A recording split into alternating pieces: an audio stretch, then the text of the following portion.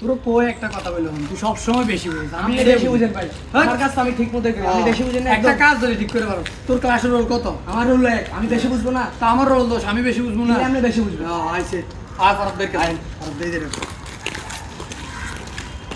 এই ভারত ভাই, এই ভাই দেখেন তো ভাই, কি আমার করে ভাই? কথা শোনেন, এটা ভাই সবসময় নিয়ে ঠেলা ভাই। ভাই আমি এটা ঠেলে রোল এক মানে ভাই। এর মানে এ না যে তো সবসময় বেশি বুঝি। আমি বেশি বুঝি ভাই, ভাই, আমার ছোট রোল হয়ে এক ভাই, ভাই। এত বেশি বুঝি ভাই। আমার রোল এক, আমি বেশি বুঝি। বেশি বুঝবো না, এই তো ভাই এত রোল এক আর দল বড় কথা না, বড় তো চরিত্র আখলাখ। ঠিক আছে, আজকে মানুষ শিক্ষিত হয়ে বড় বড় magistrate, BCS cadre, Bangladesh governor অনেক বড় বড় শিক্ষিত হচ্ছে। ওই কি লাভ হচ্ছে? দেশের টাকা পাচার করছে, দুর্নীতি করতেছে, মানে শিক্ষার কোনো প্রভাব খালাচ্ছে না। আগে আমরা ছোটোবেলায় দেখতাম আমরা বড়দের কি শ্রদ্ধা, কি রেসপেক্ট, এই জিনিসটা আজকে কি দেশের মধ্যে এই জিনিসগুলো নাই।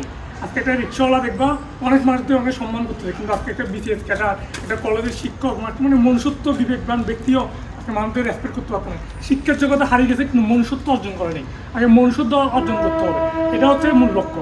মূল লক্ষ্য আমাদের চরিত্র ঠিক করতে হবে, কীভাবে একটা মানুষের সাথে কথা বলতে হবে, কীভাবে একটা মানুষের সাথে চলতে হবে, সেটা হচ্ছে আমার মুরব্বিত হয়েও আজকে আমার কাছে এই ম্যানেজটা নেই। আমরা কার সাথে শ্রদ্ধা জিনিসটা এখন আমাদের থেকে হারাই গেছে। পড়ালেখার মধ্যে আমরা কিছু শিখতে পারতেছি। মেন হচ্ছে যে আখলাখ, যার চরিত্র ঠিক সেই আসলে কি সঠিক পথে আছে। আখলাখ ঠিক করতে হবে, নিজের এম ঠিক করতে হবে, চরিত্র ঠিক করতে হবে। চরিত্র একজন ভালো মানুষের লক্ষণ।